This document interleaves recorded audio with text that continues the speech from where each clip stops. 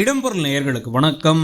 So இப்போ பார்த்தீங்க அப்படின்னா பாண்டியன் ஷோ சீரியலில் உண்மையிலே தேவையில்லாத பிரச்சனைகளை ரொம்பவே இப்போ தங்கமயில் கிரியேட் பண்ணிருக்காங்க அந்த குடும்பத்தில்ங்கிறத பார்க்க முடியுது. அவங்க அம்மா சொல்லிவிட்ட விஷயம் என்ன அப்படின்னா, இந்த வீட்டில் நீ நிறைய பொய் சொல்லி உள்ள நுழையிற, உன்னை இப்போ ஆதார் கார்டு எடுத்து செக் பண்ணுறாங்க, இல்லை உன்னோட டிகிரி சர்டிஃபிகேட்டை கேட்குறாங்க, இல்லை பார்த்தா அப்படின்னா உன் நகையை உரசி பார்க்குறதுக்கெலாம் முன்னாடி அந்த வீட்டுடைய பணம், அந்த வீட்டில் இருக்கக்கூடிய கண்ட்ரோல் எல்லாமே உன் கைக்கு வரணும். அதுக்கு நீ என்னென்ன பண்ணணுமோ பண்ணு அப்படின்னதுக்கப்புறமா அவங்க இங்கே வந்ததுக்கப்புறம் வெகுளிலாம் கிடையாது.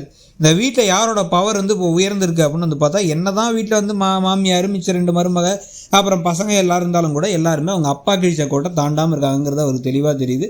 அதில் ஒரே ஒரு ஆள் விலகி நிற்கிறது கதிர் மட்டும்தானும் தெரியுது. கதிரையும் அவங்க அப்பாவுக்கு கீழே கொண்டு வரதுக்காக தான் அப்பாட்ட மன்னிப்பு கேட்டுடலாமே, அப்படி பண்ணிடலாமே, இப்படி பண்ணிடலாமேன்னு தேவையில்லாத ஆணியெல்லாம் அவங்க பேசினது. இது இல்லாமல் இப்போ என்ன பண்ணாங்க அப்படின்னா கொஞ்சம் கொஞ்சமாக மற்றவங்களை போட்டு கொடுத்து பாண்டியன்ட்ட நல்ல பேர் வாங்கி, பாண்டியனோட ரைட் கை நம்ம தான், பாண்டியன்ட்ட எல்லா உண்மையும் விளம்புவது நம்ம தான் அப்படிங்கிற மாதிரி சொன்னோன்னா அவர் நம்மளை நம்பிதான் எல்லாத்தையும் பண்ண ஆரம்பிப்பார்.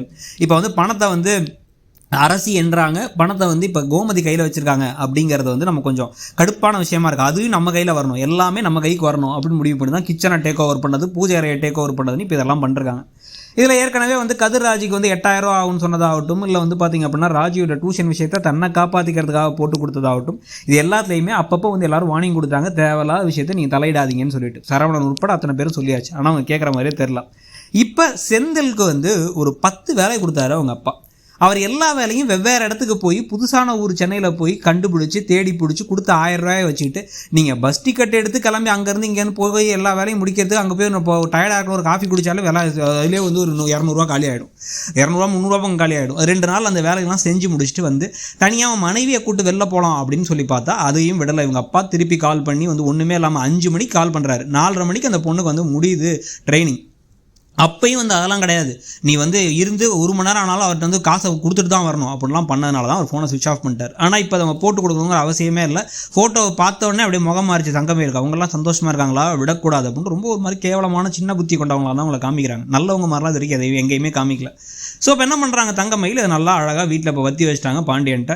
இப்போ ஒன்றும் அறியாத அப்பாவி மாதிரி செந்தில் வந்தால், செந்தில் மீனா முன்னாடி மட்டும் பலார்னு அரைஞ்ச அறிவு இருக்காடா உனக்கு, அந்த மனுஷன் கால் பண்ணி கத்துறாரு, ஸோ உங்களுக்கு நான் சரக்கு ஏற்றி விட்டேன், காசை கொடுக்காம போயிட்டீங்க, உன் பையனை இருக்க சொன்னால் பையன் இருக்காமல் போயிட்டான் அப்படின்னு என்கிட்ட கோவப்படுறாரு.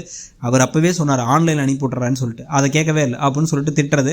அதனால இப்போ மீனா அப்செட் ஆகிடுச்சே, நம்ம எங்கேயுமே இனிமேல் போக வேணாம், நம்ம வீட்டில் நம்ம புருஷனை இத்தனை பேர் முன்னாடி கை வாங்குறாங்க, என்ன தான் நினச்சிட்டு இருக்காங்கன்னு அவங்க உடஞ்சி போய் உட்காந்துருக்கிறது.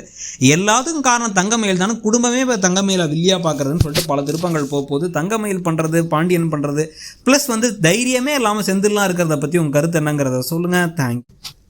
இடம்பொருள் நேயர்களுக்கு வணக்கம். ஸோ இப்போ பார்த்தீங்க அப்படின்னா பாண்டியன் ஷோ சீரியலில் உண்மை